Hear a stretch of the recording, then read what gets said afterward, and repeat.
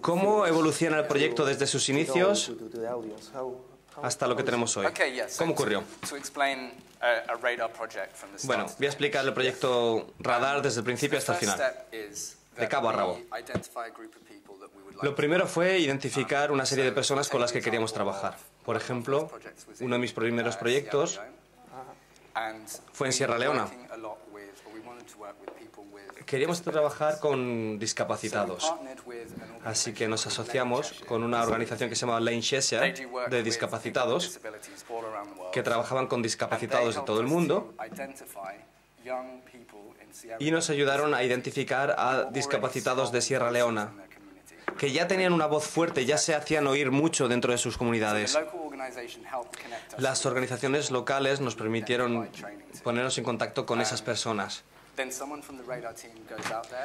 Entonces mandamos a alguien del equipo de Radar, se queda allí unos 3 días en los talleres y enseña a la gente pues lo más básico del periodismo ciudadano.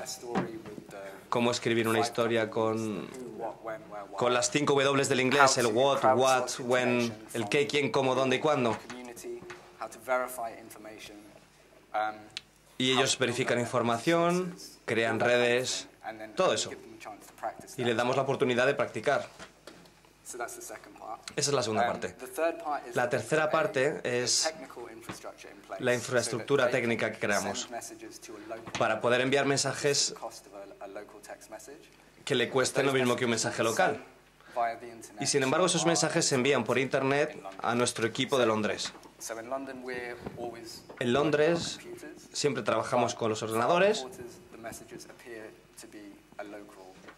pero para los reporteros esos mensajes se envían en forma de SMS, aunque nosotros los recibamos por Internet.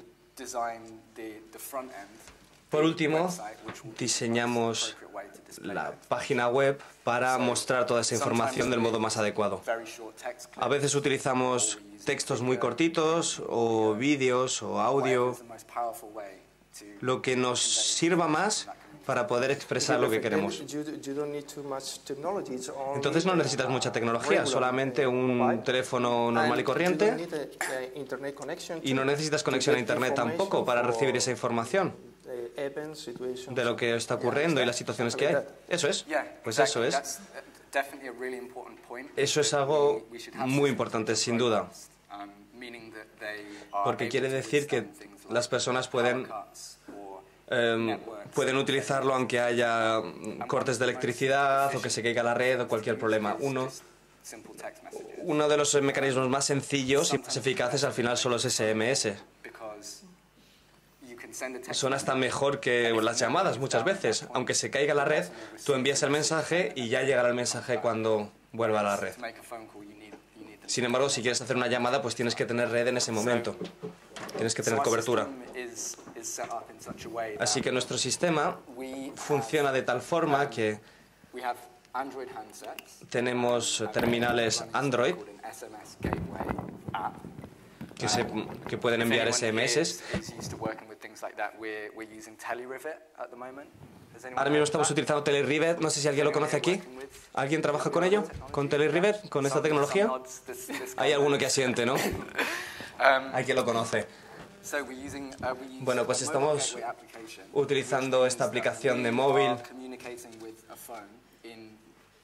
que es para comunicarse mediante nuestros teléfonos con Kenia, con la India, con lo que sea. Lo utilizamos por Internet. El mensaje envía SMS por la red local, pero nosotros lo recogemos en Internet. Bueno, entonces les dais la tecnología o ya tienen la tecnología.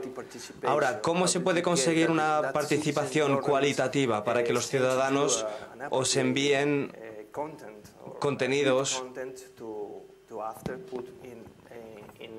para poder ponerlos después de otra manera?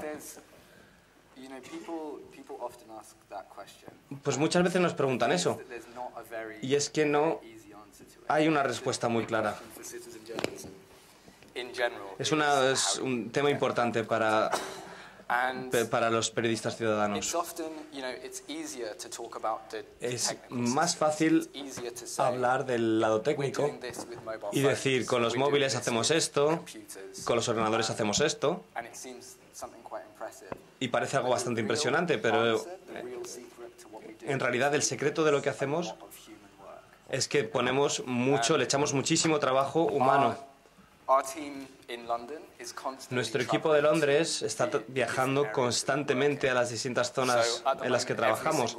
Entonces, ahora mismo, cualquier particular, cualquier persona que esté denunciando a través de Radar, que ahora mismo ya hemos formado a 400 personas para ello, cada uno de ellos tiene una relación personal conmigo o con Libby, que es fundadora también, o con otros miembros del equipo.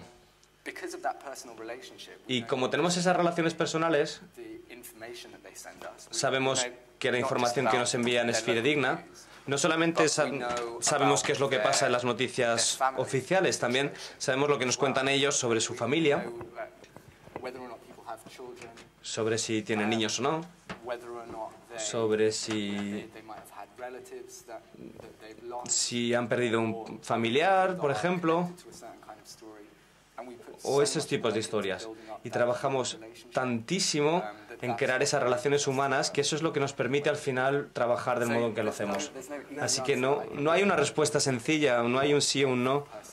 Eso se basa muchísimo en el trabajo personal.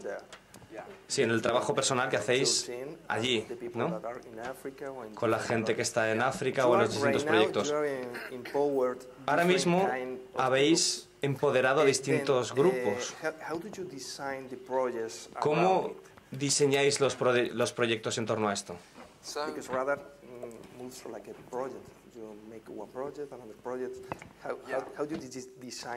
¿Cómo diseñáis toda esta secuencia de proyectos? Pues a nosotros nos gusta decir que tenemos un enfoque de 360 grados. Y lo que quiero decir con esto es que desde las fases más incipientes del proyecto hay muchísimos factores que tenemos en cuenta. En primer lugar, tenemos en cuenta el público meta al que nos dirigimos. Si va a ser a mayores, a jóvenes, a discapacitados, etcétera. Tenemos en cuenta sus necesidades particulares y también tenemos en cuenta cuál es el formato más adecuado para llegar a ellos. Si trabajas con jóvenes, pues puedes estar bastante seguros de que se les va a dar muy bien escribir SMS. Si estás trabajando con mayores, no puedes hacer lo mismo, porque a lo mejor para ellos es más fácil una llamada,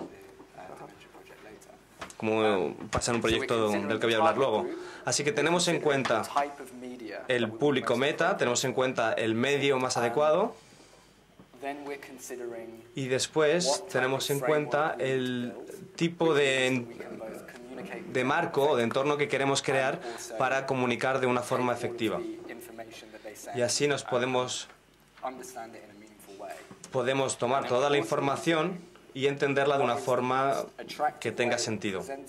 Y así vemos cuál es el modo más atractivo para presentar la información. Con una página web, con una campaña de social media, a través de otras personas que ya trabajan en ese tema, vemos cuál es la forma más potente para presentarlo.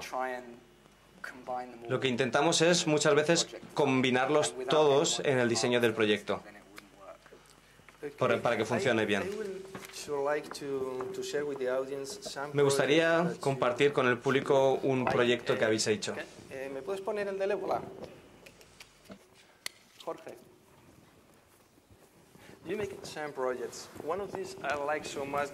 Me gusta muchísimo uno de los proyectos que hacéis con el ébola y la cobertura que le habéis dado.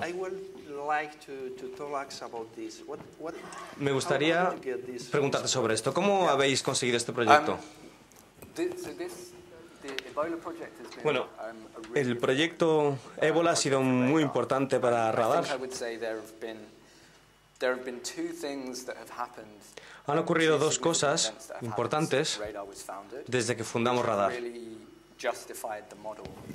Y eso justifica el modelo que utilizamos.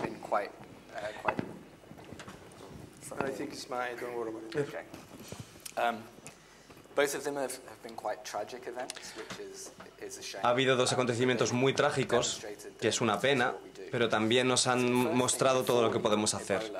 Uno es que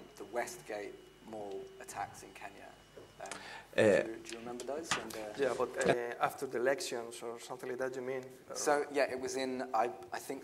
hace poco hubo unos ataques en un centro comercial de Kenia, en septiembre del 2013 creo que fue.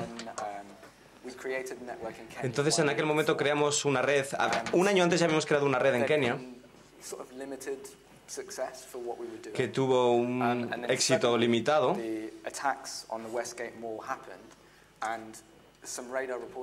Y cuando ocurrieron esos ataques, los reporteros de radar fueron muy rápidos para llegar a la escena del crimen, para decir qué es lo que estaba ocurriendo en un momento en el que todavía había muchísima confusión sobre lo que estaba ocurriendo.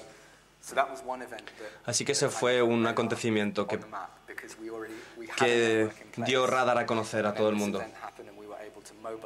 Porque ya lo habíamos empezado a poner en práctica y cuando ocurrió esto ya la red estaba funcionando.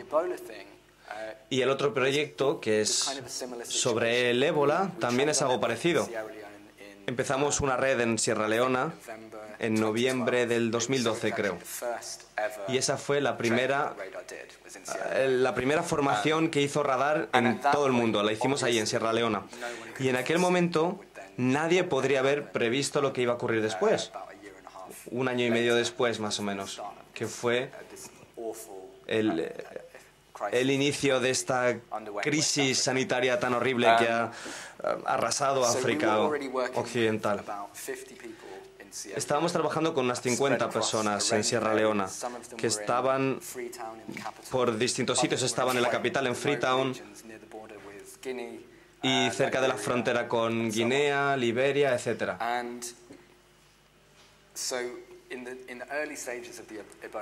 En las primeras etapas del estallido del brote de ébola, no se querían enviar periodistas a la zona, porque en aquel momento había muy pocas precauciones, era muy peligroso y el gobierno de Sierra Leona había impuesto la cuarentena y coordinaba las actividades. Eso fue en las primeras fases. Era muy peligroso y no se estaban enviando a muchos periodistas. Pero nosotros ya conocíamos a gente que estaba viviendo en esa zona y no teníamos la oportunidad de irnos. Era más bien lo contrario, tenemos que quedarnos allí y contar lo que estaba pasando en sus vidas. Y ahí empezamos a hacer una serie de entrevistas con ellos, con llamada, por Skype, por WhatsApp, por SMS, y fuimos uno a uno para preguntar a nuestros reporteros qué ocurría en su zona. Después cargamos todos los contenidos después de 72 horas y aquí tenemos la primera... No, la primera versión que hicimos de la página no era como esto en absoluto. Era una página web muchísimo más básica. Pero bueno, subimos el material a las 72 horas. BBC World Service, los servicios noticieros mundiales de la BBC, recogieron esta información. Y había muchísima gente viendo nuestra información. Esta es una parte de la historia del ébola que no se cuenta, porque no era la imagen principal. Eran noticias muy prácticas. Teníamos un reportero, por ejemplo, que tiene dos amputaciones. Él perdió los dos brazos durante la guerra. Y le dijeron que durante la semana en la que todos los de Sierra Leona tenían que quedarse en sus casas por la cuarentena y el control,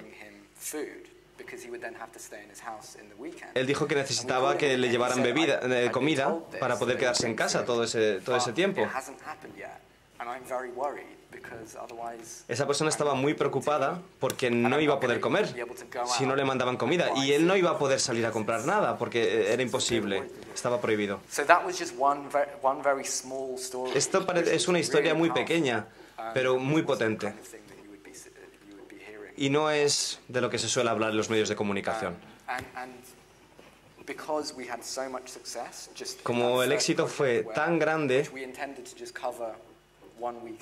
porque nuestro proyecto inicial era simplemente cubrir ese fin de semana de la cuarentena, pero el éxito fue tanto y tuvimos tanta atención que seguimos creciendo y seguimos haciendo una serie de reportajes. Vale, esto fue en África, pero trabajáis en todos lados. Bueno, en todos no, pero en unos cuantos sí, en unos poquitos. Bueno, sí, estoy seguro de que dentro de nada vais a estar en todos los sitios. Pero la cosa es que trabajáis en África, pero también trabajáis en el Reino Unido. Y tenéis otro proyecto distinto, pero que es muy bueno, sobre la demencia. ¿En qué consiste este proyecto? ¿Me pones la otra, Jorge? Gracias. Gracias. Bueno, qué bien que lo menciones porque me gusta mucho hablar de este tema. Esto es solamente en el Reino Unido, ¿no? Sí, por ahora sí. Bueno, como decía, la filosofía básica de Redar es que todo el mundo debe tener la oportunidad de representarse a sí mismo, sobre todo cuando están atravesando problemas. Y sobre todo cuando las historias que se cuentan pueden pueden afectar las decisiones que se toman en su nombre.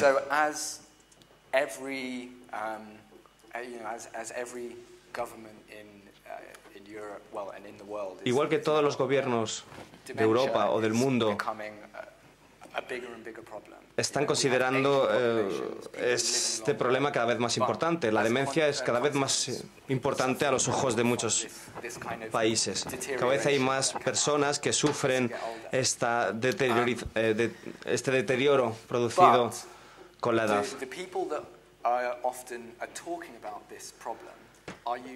Pero la gente que habla de ello suelen ser relacionados con los médicos, pero la gente, en general, la gente que lo padece, no suele hablar de ello, no suele contar historias. Así que diseñamos este proyecto en torno a la idea de que deberíamos intentar crear una página web en la que todos los contenidos vinieran de demenciados en las primeras fases de la enfermedad.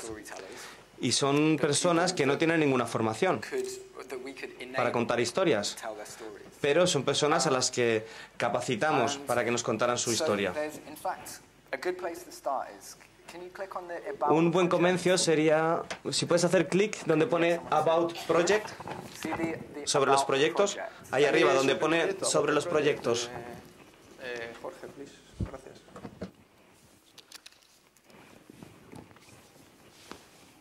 El primer link de arriba, About the Project.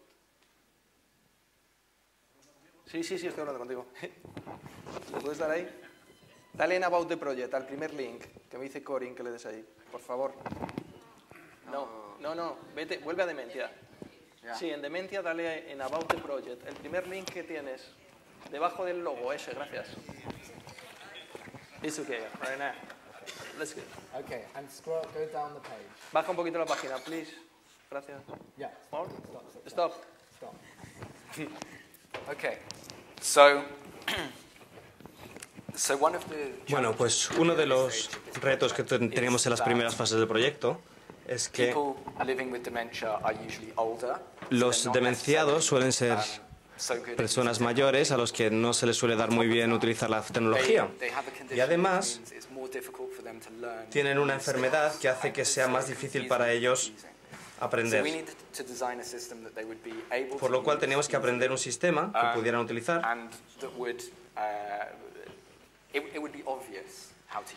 y que se utilizase de una forma obvia.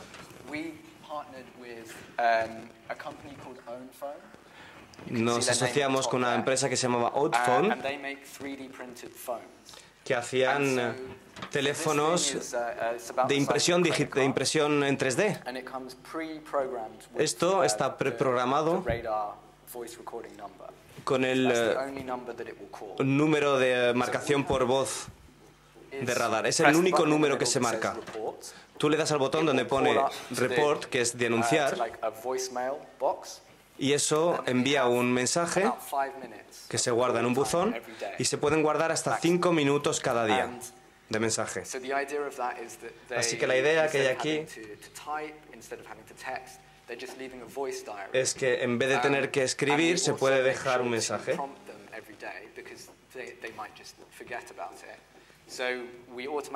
Y lo hicimos de una forma muy sencilla para que no se olviden. Nosotros cada día les enviamos un mensaje y les decimos, si tienes tiempo, grábanos un mensajito con lo que estás haciendo, dime cómo te sientes. Así que ellos marcan con este teléfono y dejan un mensaje rapidito. Otra vez, la página principal. Jorge, por favor. Dale para atrás, sí, ya está. Para atrás, dale para atrás. Ah, vale, perdona, dale para atrás, Jorge. Disculpa.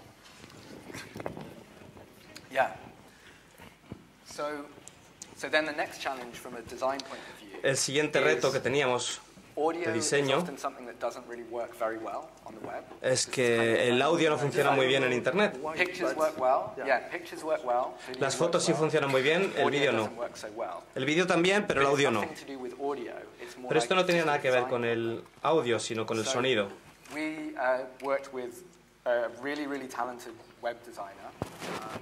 Trabajamos con un diseñador web muy bueno. Él diseñó el sistema para que pudiéramos ver la página de inicio y los audios, aunque no los podamos oír, podemos hacer clic.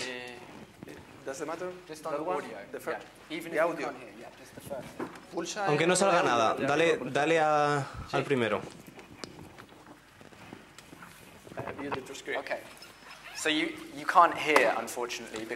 Bueno, no podéis oír, desgraciadamente, porque si le das al play, el archivo de audio empieza a reproducirse. Y ahí tienes la transcripción, tienes el texto de todo lo que se ha dicho. Entonces, este uso es muy satisfactorio. Bueno, o eso espero yo, por lo menos. A mí me parece que sí. A mí me ha gustado. Pero es que nos ha llevado mucho tiempo, no solamente diseñar el proyecto para los participantes, sino para la audiencia, para el público, para que ellos también se interesen y exploren los contenidos que estábamos produciendo. Tenéis un equipo muy bueno de periodistas ciudadanos generando contenidos muy buenos. Jorge, la siguiente pestaña. Contenidos muy buenos como este.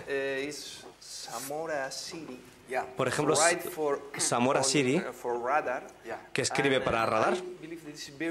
Y creo que el artículo que ha hecho es muy bueno. Después te quiero preguntar sobre ese artículo y este periodista, pero ¿nos puedes contarte un poquito? Jorge, por favor. La siguiente pestaña. La siguiente pestaña, no, la otra pestaña del navegador. This one. This is writing by Zamora. Esto lo ha escrito Zamora, ¿no? Que es una periodista ciudadana de Nairobi, en Kenia.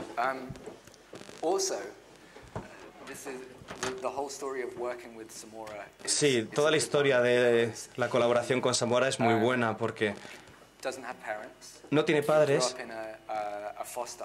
creció en una casa de acogida en Kenia. Y seguro que en España crecer en una casa de acogida es difícil. Y en un país relativamente pobre de África, pues os podéis imaginar que es incluso peor. Pero bueno, él tuvo la idea de que quería contar historias y convertirse en un periodista. Así que al final acabamos poniéndonos en contacto con él a través de algunas organizaciones, le dimos una formación y ahora él es uno de nuestros reporteros keniatas más potentes.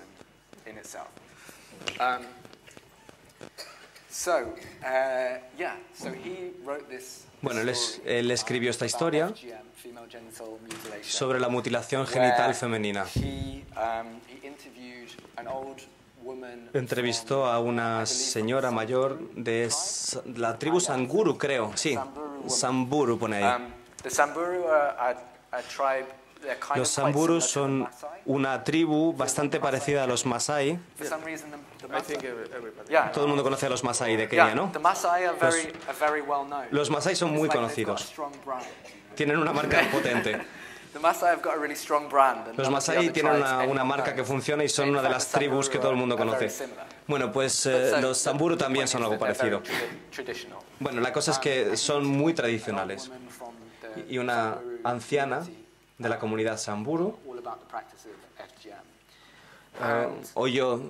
escuchó sobre esta práctica de la mutilación y quería hablar de este artículo. Pero lo importante aquí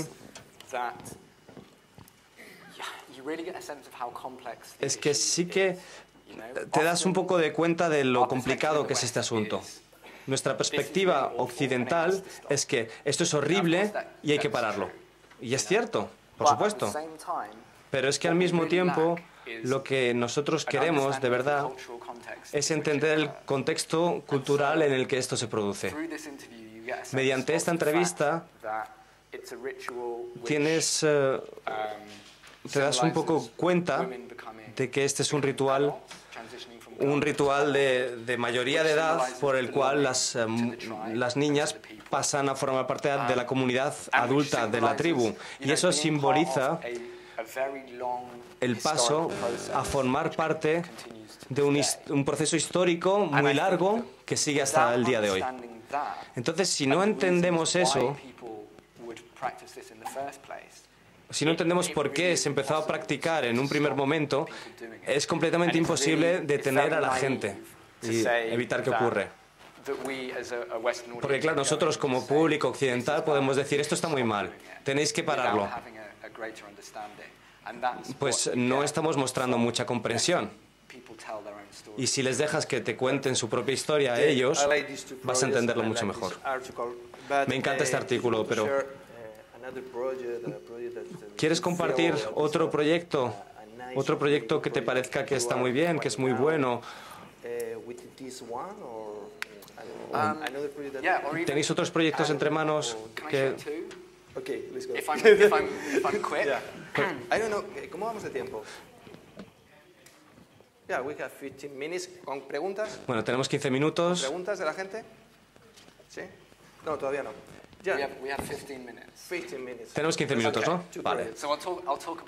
Bueno, pues entonces os voy a contar un proyecto y luego, si tengo tiempo, el otro.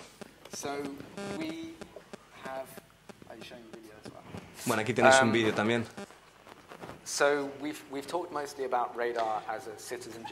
Hablamos de Radar sobre todo como organización de periodismo ciudadano, pero no es lo único que hacemos. También tenemos otros proyectos que se basan en la publicación de información para un público masivo. Y se trata de canalizar la información a través del público más apropiado.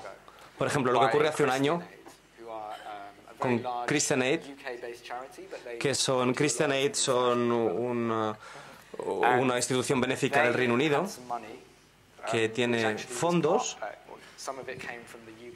y parte de esos fondos venían del presupuesto nacional que administra Christian Aid, ayuda cristiana. Y ese dinero era para mejorar la gobernanza de distintos países africanos. Uno de ellos era Kenia. Este proyecto, bueno, simplemente esto que os digo es una perspectiva general, también habíamos colaborado con otras organizaciones. Nosotros creamos esa propuesta basándonos en la denuncia a través de móviles o los informes a través de móviles. y que íbamos a utilizar los móviles no para hacer periodismo, sino para que la gente de áreas remotas pueda contarnos los problemas que tienen en la zona.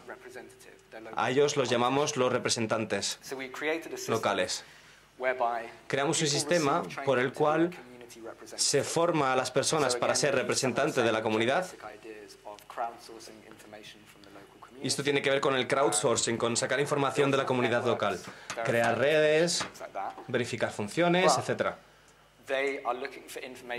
Pero están buscando información de asuntos locales como sanidad, medicina, problemas de infraestructura y otras cosas así, como, no sé, posibles conflictos en la tribu. Y esos mensajes los envían a nuestro sistema central. Entonces, el consejo local de la zona, de toda una zona, se encarga de ese mensaje. En una zona que se llama Parsibi, en la frontera con Etiopía, una zona desértica, una zona extremadamente árida, donde hace muchísimo calor, donde las aldeas son simplemente poblados muy pequeños y hay una cada 200 kilómetros a lo mejor. Así que en esa situación, si tú trabajas para el gobierno local, no puedes ir a visitar cada una de las zonas que tienes que representar, porque están tan lejos las unas de las otras y hay tan pocas personas allí que es que no merece la pena. Así que teníamos que crear un sistema que permitiera enviar información y que nos permitiera también hacer un seguimiento de todo eso. El sistema lo que hace es que permite a las personas, el sistema permite enviar información y también hacer un seguimiento. Así, por ejemplo, el 20 de marzo puedes decir: en esta comunidad se habló de que el puente de Málaga no está funcionando, por ejemplo. El 21 de marzo, el alcalde de Málaga dice: vale, me parece un buen asunto, la semana que viene lo arreglo. Y el 28 de marzo hay un mensaje que dice: el equipo de ingenieros está arreglando el puente. Y luego nosotros mandamos un mensaje diciendo: gracias, lo hemos comprobado, estamos contentos con la información. Ese es el principio básico.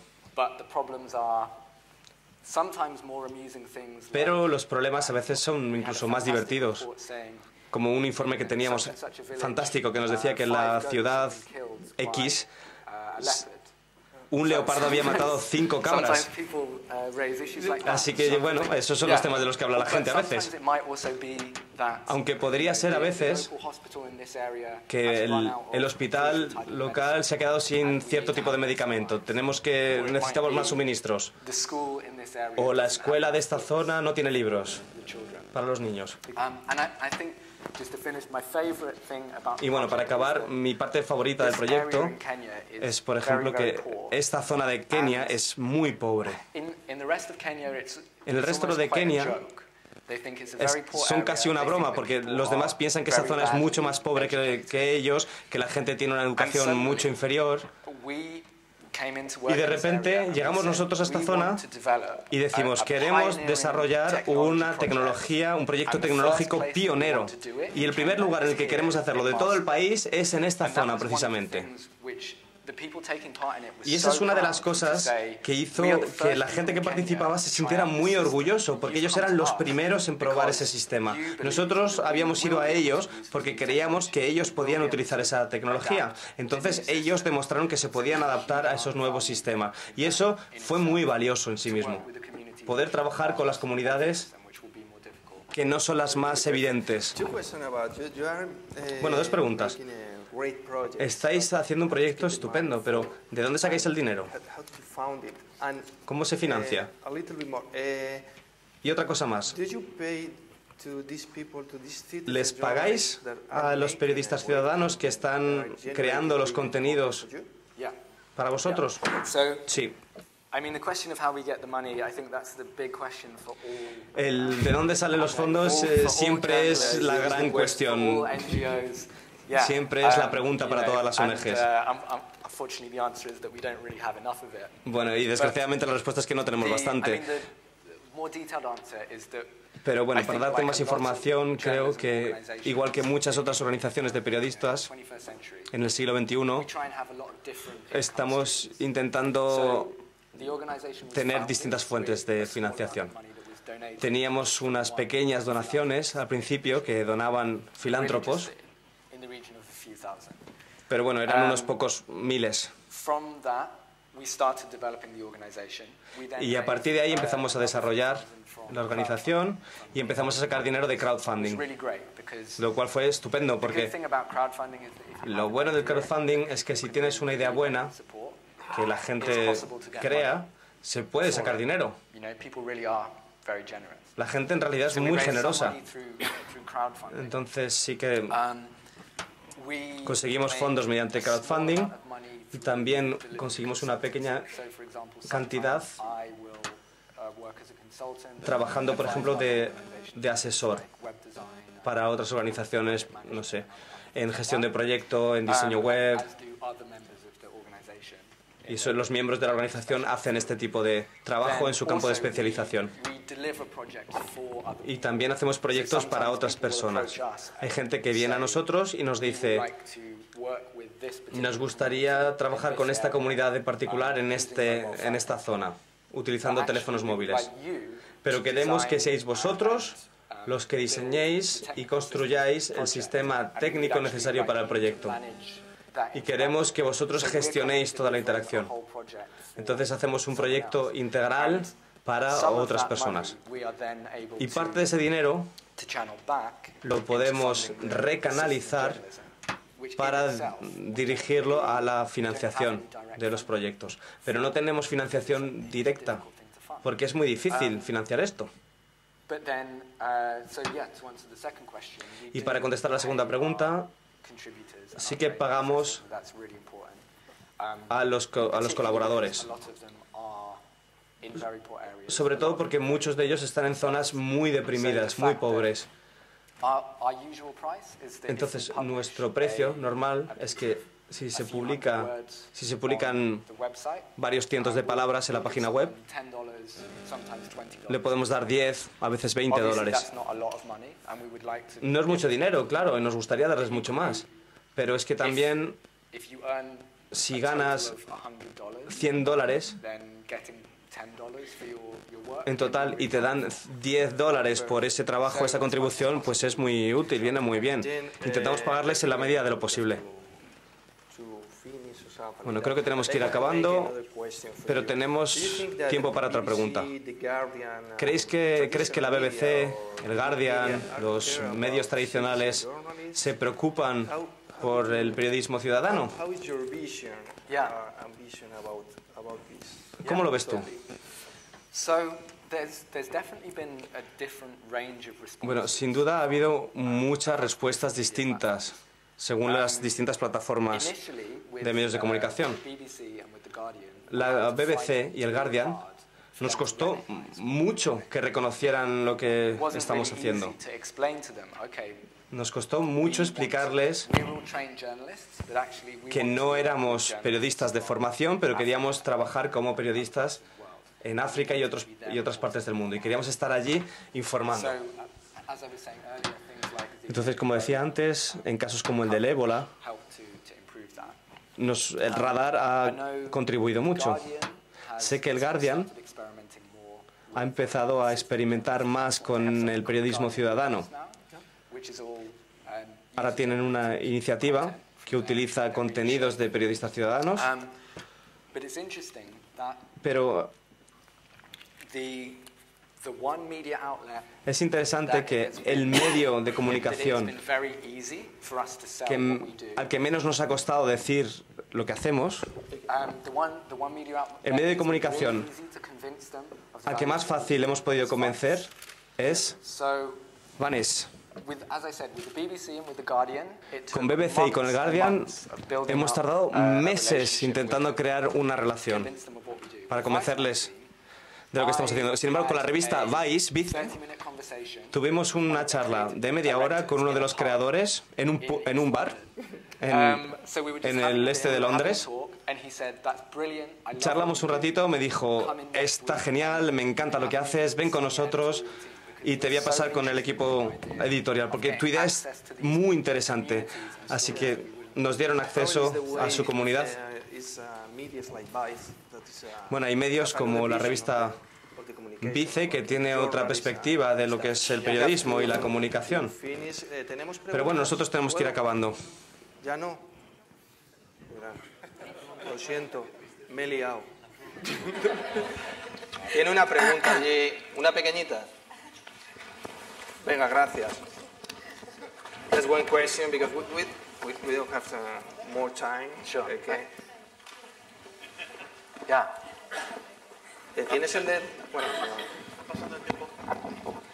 avísame con más tiempo, teníamos... Ahí... Sí, mi nombre es Manolo. Respecto a la red de representantes o a los colaboradores vuestros, periodistas ciudadanos. ¿Lo tiene? He's talking about the citizen journalists about them, right? Or you have...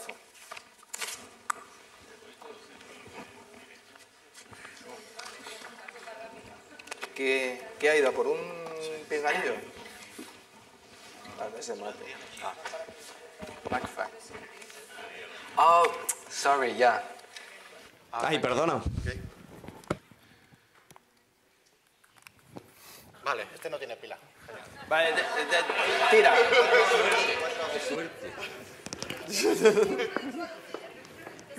There's no battery in the other one. Okay. But, Decía, mi nombre es Manolo. Digo, respecto a la red de representantes o incluso periodistas ciudadanos que vosotros hacéis periodistas, bueno, por la comunicación, les facilitáis los medios, quiero decir, los terminales para que se comuniquen con vosotros. Una pregunta que tenía algo que ver con la financiación que Óscar me ha pisado.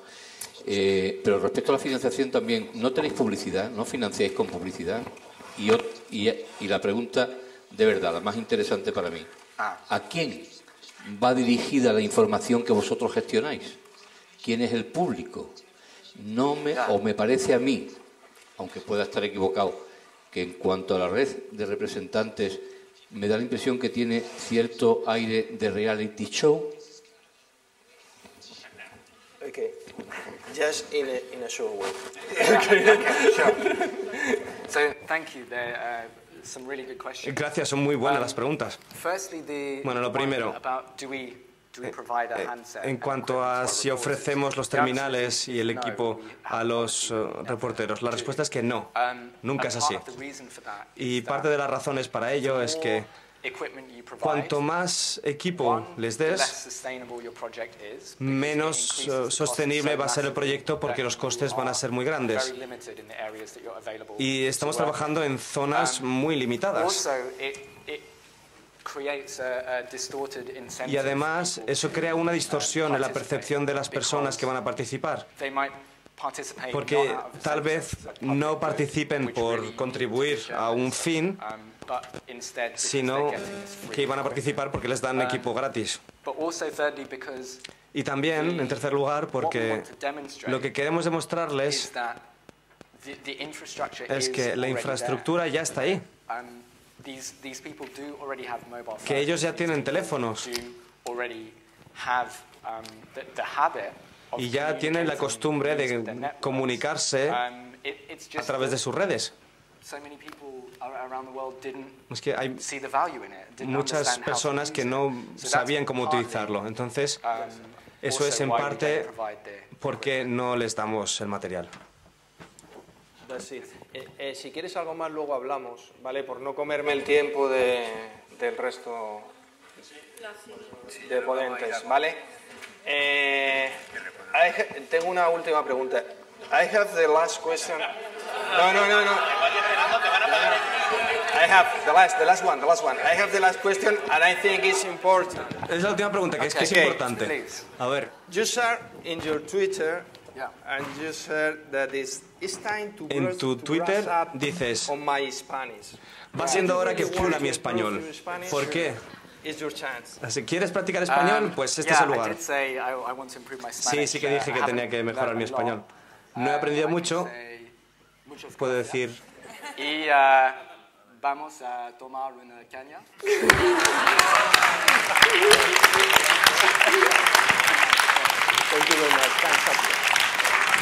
Muchas gracias. Muchas gracias. Vamos a tomar una caña.